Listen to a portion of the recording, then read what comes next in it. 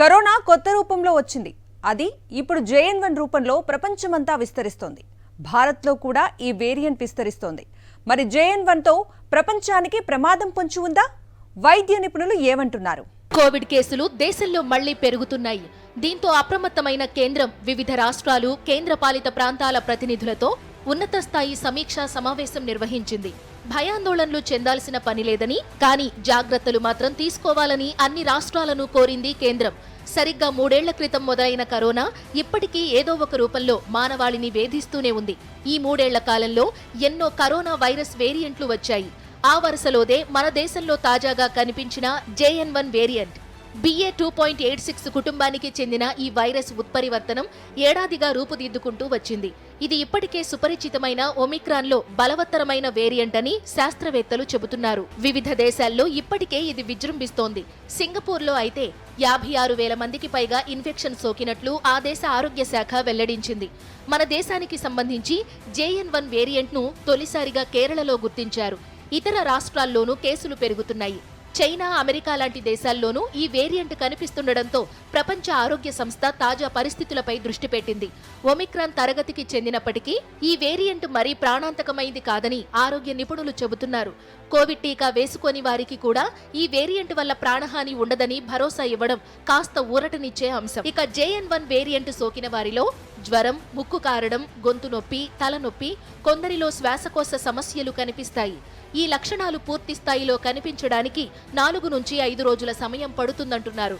గత వేరియంట్లతో పోలిస్తే JN1 ప్రమాదకరమైందని చెప్పడానికి ఇప్పటికైతే ఎలాంటి శాస్త్రీయ కారణాలు లేవు. పైగా ఆస్పత్రుల్లో చేరాల్సినంత అవసరమూ రాకపోవచ్చంటున్నారు డాక్టర్లు.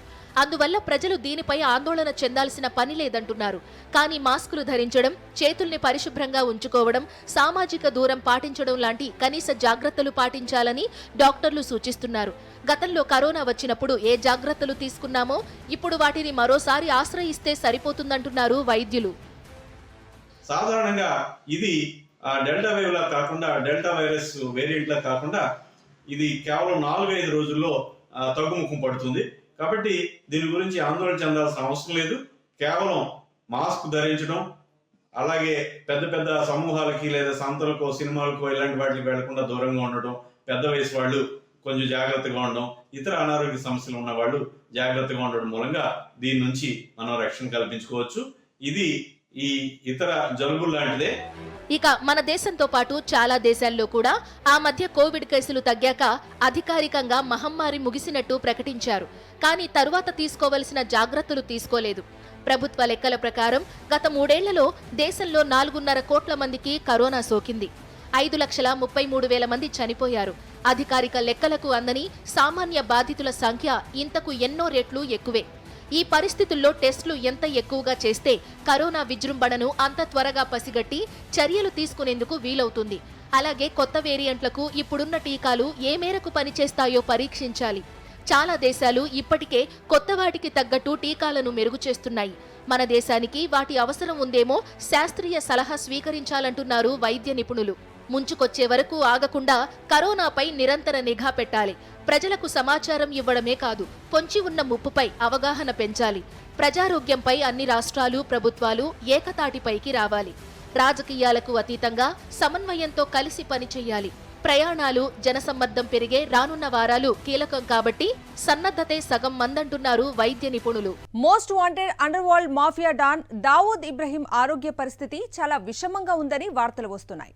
దావూద్ పై విష ప్రయోగం జరిగిందని, ప్రస్తుతం కరాచీలోనూ ఓ ఆసుపత్రిలో దావూద్ కు చికిత్స అందిస్తున్నారని పాకిస్తాన్ మీడియా ప్రచారం చేస్తోంది. దావూద్ పై నిజంగానే విష ప్రయోగం జరిగిందా?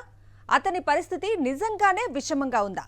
లేక భారత నిఘా బృందాలను తప్పుదోవ పట్టించడానికి పాక్ గూఢాచార సంస్థ బృందాలే ఏవైనా డ్రామాలాడుతున్నాయా? 30 ఏళ్ల క్రితం ముంబైలో వరుస బాంబు పేలుళ్లతో విధ్వంసాలు సృష్టించి 257 మందిని పొట్టన పెట్టుకున్న రాకాసి నరమేధానికి సూత్రధారి అయిన దావూద్ ఇబ్రహీం కోసం భారత పోలీసులు ఏళ్ల తరబడి గాలిస్తున్నారు.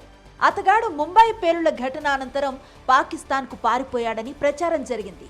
పాకిస్తాన్ పాలకులు మాత్రం ఏళ్ల తరబడి దావూద్ ఇబ్రహీం ఎక్కడున్నాడో తమకు తెలీదని, పాకిస్తాన్లో అయితే లేనే లేడని బుకాయిస్తూ వచ్చింది. ముంబై వాసి అయిన దావూద్ ఇబ్రహీం మొదట్నుంచి నేరగాడే. మాఫియా సామ్రాజ్యాన్ని స్థాపించి ముంబై కేంద్రంగా నేర సామ్రాజ్యాన్ని విస్తరించాడు. సెటిల్మెంట్లు, బలవంతపు వసూళ్లు, కిడ్నాపులు, హత్యలు ఇబ్రహీం గ్యాంగ్కు నిత్య కృత్యాలుగా ఉండేవి. దావూద్ పేరిట అతని గ్యాంగ్ను డి గ్యాంగ్ అని పిలుస్తారు. 1993లో ముంబైలో 12 వరుస పేలులతో విధ్వంసకాండకు తెగబడ్డారు ఉగ్రవాదులు. వారి వెనుక ఉండి ఈ మొత్తం హింస రచన చేసింది దావూద్ ఇబ్రహీమే. అందుకే ఈ పేలుళ్ల ఘటన తర్వాత దావూద్ దేశం విడిచి పారిపోయాడు. పాకిస్తాన్లో దావూద్ ఆనుపానులు కనుగొనేందుకు భారత గూఢచార వర్గాలు కూడా ఏళ్ల తరబడి పనిచేస్తున్నాయి. ఆ క్రమంలోనే ఇబ్రహీం పాకిస్తాన్లోని కరాచీలో పాక్ సైన్యం రక్షణలో చాలా ప్రశాంతంగా ఉన్నాడని తేలింది. తాజాగా అతగాడిపై విషప్రయోగం జరిగిందని, ఆయన ఆరోగ్య పరిస్థితి ఏమాత్రం బాలేదని అంతర్జాతీయ మీడియాలో కథనాలు వస్తున్నాయి. దావూద్ పాకిస్తాన్లో ఉన్నా అక్కడి నుంచి ఇండియాలో మాఫియా కార్యకలాపాలు చక్కబెడుతున్నాడని తేలింది. దానికి అడ్డుకట్ట వేసేందుకే భారత్లో దావూద్కు చెందిన 6 ఆస్తులను అధికారులు జప్తు చేశారు. కొంతకాలంగా పాకిస్తాన్లో భారత్ హిట్ లిస్టులో ఉన్న ఉగ్రవాదులు ఒకరి తర్వాత ఒకరుగా అనుమానాస్పద స్థితిలో హత్యలకు గురవుతున్నారు. దాని వెనుక ఎవరున్నారన్నది తేలలేదు. ఒకవేళ భారత గూఢచార సంస్థే దాని వెనుక ఉంటే ఇప్పుడు ఇబ్రహీంపై స్కెచ్ కూడా దాని పనే అయి ఉండవచ్చని రక్షణ రంగ నిపుణులు అంటున్నారు. కరడుగట్టిన తీవ్రవాది ఒసామా బిన్ లాడెన్ పాకిస్తాన్లో తలదాచుకుంటే అమెరికా సైన్యం గుట్టు చప్పుడు కాకుండా వచ్చి లాడెన్ను మట్టుబెట్టింది. ఏదో ఒక రోజున దావూద్ ఇబ్రహీంకి కూడా ఇదే గతి పడుతుందన్న వార్తలు షికార్లు చేస్తున్నాయి. దావూద్ ఇబ్రహీం ఏ క్షణంలో అయినా చనిపోవచ్చంటూ గతంలోనూ కొన్ని వదంతులు షికార్లు చేశాయి. ఈసారి కూడా అటువంటి వదంతే షికారు చేస్తోందా, లేక నిజంగానే దావూద్ సీరియస్గా ఉన్నాడా అన్నది తేలాల్సి ఉంది. ఇండియా కూటమి భవిష్యత్తు ఏంటి? కూటమి భాగస్వామ్య పక్షాలు అయోమయంలో కూరుకుపోయాయా? హిందీపై బీహార్ సీఎం నితీష్ కుమార్ చేసిన వ్యాఖ్యలు కూటమిలో లుకలుకల్ని బయటపెట్టాయా? కూటమి ప్రధాని అభ్యర్థిగా మల్లికార్జున ఖర్గే పేరును ప్రస్తావించగానే నితీష్, లాలూ ప్రసాద్ యాదవ్ ఎందుకు సీరియస్ అయ్యారు? కీలక అంశాల్లోనూ ఇండియా కూటమి ఏకాభిప్రాయాన్ని సాధించడంలో విఫలమైందా? పాలకపక్షాన్ని అధికారం నుంచి దించాలన్న ఒకే ఒక లక్ష్యంతో ఏర్పడింది ఇండియా కూటమి. అయితే ఆ కూటమి రోజురోజుకు పూర్తిగా అయోమయంలో కూరుకుపోతోంది. ఆ కన్ఫ్యూజన్ ను వదుల్చుకోలేకపోతోందని తాజాగా జరిగిన ఇండియా కూటమి సమావేశం రుజువు చేసింది. ఎవరికి ప్రత్యామ్నాయమో, దేనిలో ప్రత్యామ్నాయమో కూటమి భాగస్వామ్య పక్షాలకు ఇప్పటికీ అర్థం కావడం లేదన్న తాజా సమావేశం తీరుతెన్నుల్ని చూస్తే అర్థమవుతుంది. బీహార్ ముఖ్యమంత్రి నితీష్ కుమార్ మాట్లాడుతుండగా ఆయన హిందీ అర్థం కాక ఇబ్బంది పడ్డారు డీఎంకే సీనియర్ నేత టీఆర్ బాలు. బాలుకు ప్రసంగం అర్థమయ్యేలా అనువాదం చెయ్యొచ్చా అని అడిగిన పాపానికి ఆర్జేడీ సభ్యుడు మనోజ్ ఝాపై సీరియస్ అయ్యారు నితీష్ కుమార్. మీరు అనువాదం చెయ్యొద్దంటే సరిపోయేదానికి హిందీ జాతీయ భాషని, అది అందరి భాషని, అందుకే మన దేశాన్ని హిందుస్థాన్గా పిలుచుకుంటామని మనోజ్ ఝాకు క్లాస్ పీకడం చర్చనీయాంశమైంది. నిజానికి నితీష్ కుమార్ రాజకీయాల్లో కాకలు తీరిన నాయకుడు. జయప్రకాష్ నారాయణ ఆధ్వర్యంలో బీహార్లో అవినీతికి, పెరిగిన ధరలకు వ్యతిరేకంగా జరిగిన విద్యార్థి ఉద్యమంలో ఎదిగారు. రాజకీయాల్లోకి వచ్చిన ఆయనకు పార్లమెంటేరియన్ గా, కేంద్ర మంత్రిగా ఎంతో అనుభవం ఉంది. అలాంటి నాయకుడు హిందీ మన జాతీయ భాష అనుకోవడం ఆశ్చర్యం కలిగిస్తోంది. నిజానికి దేశానికి ఉమ్మడి భాష అవసరమని, దాన్ని అందరూ నేర్చుకోవాలని ఉత్తరాది నాయకులు పార్టీలకు అతీతంగా చెబుతూ ఉంటారు. మాతృభాషతో పాటు మరికొన్ని ఇతర భాషలు నేర్చుకోవాలని చెప్పడంలో తప్పేమీ లేదు. అలా ఎక్కువ భాషలు నేర్చుకోవడం వల్ల దేశంలో ఏ మూలకైనా వెళ్లి బతకడం సులువవుతుంది. దక్షిణాది రాష్ట్రాలతో పాటు ఉత్తరాది రాష్ట్రాల ప్రజలకు కూడా ఇది సమానంగా వర్తిస్తుంది. సివిల్ సర్వీసుల్లో నెగ్గి దక్షిణాది రాష్ట్రాల క్యాడర్కు వచ్చేవారు స్థానిక భాషల్ని చాలా తక్కువ కాలంలోనే నేర్చుకుంటున్నారు. స్థానికుల మన్ననల్ని పొందుతున్నారు. హిందీ భాషా ప్రాంతాల నుంచి, వేరే రాష్ట్రాల నుంచి వస్తున్న హీరోయిన్లు కూడా చాలా తొందరలోనే తెలుగు భాష అర్థం చేసుకుని మాట్లాడుతున్నారు. కానీ హిందీ మాత్రమే ఉమ్మడి భాషగా ఉండాలని, అది మాత్రమే దేశాన్ని ఏకం చేయగలదని మన నేతలు సుద్దులు చెప్పడం ఆశ్చర్యం కలిగిస్తోంది. భాషా ద్వేషంలాగే భాషా దురభిమానం కూడా ప్రమాదకరమేనని ఈ నేతలు గుర్తించడం లేదు. వాస్తవానికి మనకు జాతీయ భాషంటూ ఏమీ లేదు. రాజ్యాంగంలోని 343 అధికరణ ప్రకారం కేంద్ర స్థాయిలో హిందీ, ఇంగ్లీష్ అధికార భాషలు, రాష్ట్రాల్లో ఆయా ప్రాంతీయ భాషలు అధికార భాషలుగా ఉంటున్నాయి. 1960 ప్రాంతంలో హిందీని బలవంతంగా రుద్దటాన్ని వ్యతిరేకిస్తూ దక్షిణాది రాష్ట్రాల్లో, మరీ ముఖ్యంగా తమిళనాడులో పెద్ద ఎత్తున ఉద్యమాలు జరిగాయి. ఆ తరువాతే 1963లో అధికార భాషల చట్టం వచ్చింది. హిందీ అధికార భాషగా లేని రాష్ట్రాలతో ఉత్తర ప్రత్యుత్తరాలు ఇంగ్లీష్లో జరపాలని నిర్దేశిస్తూ 1967లో ఆ చట్టానికి సవరణ కూడా చేశారు. స్వాతంత్ర్యోద్యమ కాలంలోనూ హిందీ భాష పెత్తనంపైన హిందీయేతర ప్రాంతాల నాయకులు తిరగబడిన దాఖలాలు ఉన్నాయి. కేంద్రంలో పాలకపక్షంగా యూపీఏ ఉన్నా, ఎన్డీఏ ఉన్నా హిందీ వినియోగాన్ని పెంచడానికి కష్టపడుతుండడం తరచూ కనబడుతూనే ఉంటుంది. కేంద్ర ప్రభుత్వ నియామకాల కోసం జరిపే పోటీ పరీక్షల్లో హిందీ ప్రశ్నాపత్రం తప్పనిసరి చేయాలని 2008లో అప్పటి యూపీఏ సర్కారు ప్రతిపాదించినప్పుడు ఉమ్మడి ఆంధ్రప్రదేశ్ ముఖ్యమంత్రి దివంగత వైఎస్ రాజశేఖర్ రెడ్డి తీవ్రంగా వ్యతిరేకించారు. ఆ ప్రతిపాదన వల్ల హిందీ భాషా ప్రాంత వాసులకే ప్రయోజనం లభిస్తుందని, దక్షిణాది వారికి అన్యాయం జరుగుతుందని ఆయన ఎలుగెత్తారు. తాను కాంగ్రెస్ నాయకుడే అయినా యూపీఏకు తమ పార్టీయే నేతృత్వం వహిస్తున్నా హిందీ భాషను రుద్దాలన్న ప్రయత్నాన్ని వైఎస్ఆర్ సాగనివ్వలేదు. ఈ చరిత్రంతా తెలుసుకోకుండా నితీష్ ఆగ్రహించడం కూటమికి గాని, వ్యక్తిగతంగా ఆయనకు గాని ప్రతిష్ట తీసుకురాదని రాజకీయ విశ్లేషకులు అభిప్రాయపడుతున్నారు. మరోవైపు ఏ భాష అయినా ప్రజలు ఎంతో ఇష్టంతో, ప్రేమతో నేర్చుకోవాలి. సినిమాలు, టీవీ ఛానళ్ల వల్ల ఈ రోజుల్లో హిందీతో పాటు ఏ భాష నేర్చుకోవడానికైనా ఎంతో సులభమవుతోంది. కూటమి ఏర్పడి 5 నెలలవుతోంది. తాజాగా జరిగిన సమావేశం 4వది. సెప్టెంబర్ 14న ఢిల్లీలో సమావేశమైనప్పుడు లోక్సభ ఎన్నికలకు సంబంధించి సీట్ల పంపకం ప్రక్రియపై త్వరలో చర్చించాలని తీర్మానించారు. అది కాస్తైనా ముందుకు కదల్లేదు. ప్రధాని అభ్యర్థిగా కాంగ్రెస్ అధ్యక్షుడు మల్లికార్జున్ ఖర్గేను ఖరారు చేద్దామన్న పశ్చిమ బెంగాల్ సీఎం మమతా బెనర్జీ సూచన సమావేశంలో వీగిపోయింది. మమత సూచనపై నితీష్ కుమార్, లాలూ ప్రసాద్ యాదవ్ సీరియస్ అయ్యారు. అక్కడే ఉన్న సోనియా, రాహుల్ మాత్రం కిక్కురుమనలేదు. దేశానికి భారత్గా పేరు పెట్టాలన్న ఎన్డీఏ ప్రతిపాదనకు నితీష్ వంతపాడటం కూడా చాలా మందికి నచ్చలేదంటున్నారు. ఇలా ఏ అంశంలోనూ ఏకాభిప్రాయానికి రాలేక, చరిత్రపై ఎలాంటి అవగాహన లేక ఇండియా కూటమి సాధించేదేమిటని రాజకీయ విశ్లేషకులు ప్రశ్నిస్తున్నారు. కొలరాడో రిపబ్లికన్ ప్రైమరీలో పాల్గొనకుండా అమెరికా మాజీ అధ్యక్షుడు డొనాల్డ్ ట్రంప్పై నిషేధం విధించింది ఆ రాష్ట్ర సుప్రీంకోర్టు. క్యాపిటల్ హిల్పై జరిగిన దాడి ఘటనతో ఆయన పాత్ర ఉందని తేల్చింది కోర్టు. అయితే ఈ తీర్పు కొలరాడో రాష్ట్రం వరకే వర్తిస్తుంది. మరి కోర్టు తీర్పు వచ్చే ఏడాది జరగనున్న అమెరికా అధ్యక్ష ఎన్నికల్లో పోటీ చేయాలనుకుంటున్న ట్రంప్కు నిజంగా షాకేనా? రాజ్యాంగ నిపుణులు ఏమంటున్నారు? అమెరికా మాజీ అధ్యక్షుడు డొనాల్డ్ ట్రంప్కు గట్టి షాక్ తగిలింది. వచ్చే ఏడాది నవంబర్లో జరిగే అమెరికా అధ్యక్ష ఎన్నికల్లో పోటీ పడేందుకు ఆయన అనర్హుడంటూ కొలరాడో రాష్ట్ర సుప్రీంకోర్టు 7 జడ్జిల ధర్మాసనం 4-3 మెజారిటీతో సంచలన తీర్పు వెలువరించింది.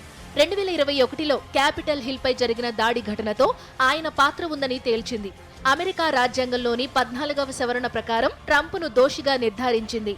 దీని ప్రకారం ప్రభుత్వంపై, ప్రభుత్వ సంస్థలు, భవనాలపై దాడిలో పాల్గొనేవారు భవిష్యత్తులో ప్రభుత్వ పదవులు చేపట్టడానికి అనర్హులు. కాకపోతే అధ్యక్ష అభ్యర్థిని ఈ సెక్షన్ కింద పోటీకి అనర్హుడిగా ప్రకటించడం అమెరికా చరిత్రలో ఇదే తొలిసారి. ఈ తీర్పు కొలరాడో రాష్ట్రం వరకే వర్తిస్తుంది. తీర్పు నేపథ్యంలో కొలరాడోలో రిపబ్లిక్ పార్టీ అధ్యక్ష అభ్యర్థి ఎన్నికల్లో ట్రంప్ పోటీ చేయకుండా కోర్టు అనర్హత వేటు వేసింది. ప్రైమరీ బ్యాలెట్ పేపర్ల నుంచి ఆయన పేరును తొలగించాలని ఆదేశించింది. కాగా మరోసారి అధ్యక్షుడు కావాలన్న 77 ఏళ్ల ట్రంప్ కలలకు కొలరాడో కోర్టు తీర్పు గట్టి ఎదురు దెబ్బేనని అంటున్నారు రాజకీయ విశ్లేషకులు. రిపబ్లికన్ పార్టీ అధ్యక్ష అభ్యర్థిత్వ రేసులో ఇప్పటికే ఆయన అందరికంటే ముందున్నారు. మరోవైపు కొలరాడో కోర్టు తీర్పుపై ట్రంప్ స్పందించారు. కోర్టుది తప్పుడు తీర్పంటూ తీవ్రంగా తప్పుబట్టారు. తనను ఏదోలా అడ్డుకునేందుకు, న్యాయ వ్యవస్థను కూడా అడ్డగోలుగా వాడుకునేందుకు అధ్యక్షుడు జో బైడెన్ ప్రయత్నిస్తున్నారని ట్రంప్ ఆరోపించారు. మరోవైపు కొలరాడో కోర్టు తన తీర్పుపై సుప్రీంకోర్టులో అప్పీలుకు జనవరి 4 వరకు గడువిచ్చింది. అప్పటి వరకు తీర్పు అమలుపై స్టే విధించింది. ఈ నేపథ్యంలో ట్రంప్ రాజకీయ భవితవ్యం సుప్రీంకోర్టులోనే తేలనుంది. అయితే 1-2 నెలల్లో రాష్ట్రాల వారీగా ప్రైమరీలు మొదలవుతున్న నేపథ్యంలో ఆలోగా సుప్రీంకోర్టు విచారణ పూర్తి చేసి తీర్పు వెలువరించకపోతే ట్రంప్ పరిస్థితి ఏమిటన్నది కూడా ఆసక్తికరంగా మారింది. కొలరాడోలో మార్చి 5న జరగనున్న ప్రైమరీకి అధ్యక్ష అభ్యర్థుల బ్యాలెట్ పత్రాల ఖరారుకు జనవరి 5వ తేదీ తుది గడువు. అంతేకాదు, క్యాపిటల్ భవనంపై దాడి ఘటనకు సంబంధించి ఇంకా చాలా రాష్ట్రాల్లో ట్రంప్ కేసులు ఎదుర్కొంటున్నారు. అక్కడ ఇలాంటి తీర్పే వస్తే అధ్యక్ష ఎన్నికల్లో ఆయన పోటీ మరింతగా చిక్కుల్లో పడుతుందంటున్నారు. అయితే ఈ పరిణామాలపై స్పందించేందుకు నిరాకరించింది డెమోక్రటిక్ పార్టీ. మరోవైపు రిపబ్లికన్ పార్టీ తరపున అధ్యక్ష అభ్యర్థిత్వానికి ట్రంప్తో పోటీ పడుతున్న భారతీయ అమెరికన్ వివేక్ రామస్వామి కూడా కొలరాడో సుప్రీంకోర్టు తీర్పును తప్పుబట్టారు. ఈ విషయంలో ట్రంప్కు అండగా నిలవాల్సిన అవసరముందని అన్నారాయన. ఈ తీర్పు వల్ల కొలరాడో రిపబ్లికన్ ప్రైమరీలో ట్రంప్ పోటీ పడలేకపోతే తాను కూడా అక్కడ పోటీ చేయబోనని ప్రకటించారు. రిపబ్లికన్ పార్టీ అభ్యర్థులెవరూ కూడా కొలరాడో ప్రైమరీలో బరిలో దిగొద్దని వివేక్ ఎక్స్ వేదికగా పిలుపునిచ్చారు. ఇక మాజీ అధ్యక్షుడు డొనాల్డ్ ట్రంప్ తిరుగుబాటును రెచ్చగొట్టి దేశ ప్రజాస్వామ్యానికి ముప్పు తెచ్చారని విమర్శించారు అధ్యక్షుడు జో బైడెన్. 2020 అధ్యక్ష ఎన్నికల్లో బైడెన్ మోసంతో గెలిచారని ఆరోపిస్తున్న ట్రంప్ ఆ ఎన్నికకు వ్యతిరేకంగా 2021 జనవరి 6న అమెరికా కాంగ్రెస్ పై జరిగిన దాడిని ఇప్పటికీ సమర్థిస్తున్నారు. తాను అధికారంలోకి వస్తే ఆ దాడిలో పాల్గొన్న వారిపై కేసులు ఎత్తివేస్తానని ప్రకటించారు. వచ్చే అధ్యక్ష ఎన్నికల్లో ట్రంప్ బైడెన్ మళ్లీ తలపడే అవకాశాలే ఎక్కువగా ఉన్నాయి. WFI అధ్యక్షుడిగా సంజయ్ సింగ్ ఎన్నికను నిరసిస్తూ పద్మశ్రీ వెనక్కిచ్చాడు రెజ్లర్ బజరంగ్ పూనియా. సాక్షి మాలిక్ రిటైర్మెంట్ ప్రకటించిన 24 గంటల్లోనే సంచలన నిర్ణయం ప్రకటించాడు పూనియా. భారత రెజ్లింగ్ సమాఖ్య స్టార్ రెజ్లర్ల మధ్య వివాదం ముదరటానికి గల కారణాలేంటి? రెజ్లింగ్ ఫెడరేషన్ ఆఫ్ ఇండియా కొత్త అధ్యక్షుడిగా సంజయ్ సింగ్ ఎన్నికపై వివాదం మరింత రాజుకుంటోంది. ఆయన ఎన్నికను నిరసిస్తూ ఒలింపిక్ పతక విజేత సాక్షి మాలిక్ రిటైర్మెంట్ ప్రకటించగా తాజాగా మరో స్టార్ రెజ్లర్ బజరంగ్ పూనియా సంచలన నిర్ణయం తీసుకున్నాడు. కేంద్ర ప్రభుత్వ పురస్కారం పద్మశ్రీని వెనక్కి ఇచ్చేస్తున్నట్టు ప్రకటించాడు. ఈ మేరకు ప్రధాని మోదీకి బహిరంగ లేఖ రాశాడు. ప్రధాని నివాసం 7 లోక్ కళ్యాణ్ మార్గ్ వద్దకు చేరుకుని బయట ఫుట్పాత్ పై తన పద్మశ్రీ మెడల్ను వదిలేశాడు బజరంగ్ పూనియా. WFI మాజీ అధ్యక్షుడు బ్రిజ్ భూషణ్ శరణ్ సింగ్ పై లైంగిక వేధింపుల ఆరోపణలు చేస్తూ సాక్షి మాలిక్, బజరంగ్ పూనియా, వినేష్ ఫొగాట్ తదితర అగ్రశ్రేణి రెజ్లర్లు దాదాపు 40 రోజుల పాటు ఢిల్లీలోని జంతర్ మంతర్ వద్ద ధర్నా నిర్వహించారు. తగిన చర్యలు చేపడతామని కేంద్ర క్రీడా శాఖ మంత్రి అనురాగ్ ఠాకూర్ భరోసా ఇవ్వడంతో దీక్ష విరమించారు. బ్రిజ్ భూషణ్ పై కఠిన చర్యలు చేపట్టడంతో పాటు భారత రెజ్లింగ్ సమాఖ్యకు మహిళా అధ్యక్షురాలు కావాలని డిమాండ్ చేశారు స్టార్ రెజ్లర్స్. అయితే తాజాగా జరిగిన ఎన్నికల్లో బ్రిజ్ భూషణ్ అనుచరుడైన సంజయ్ సింగ్ WFIకి అధ్యక్షుడయ్యాడు.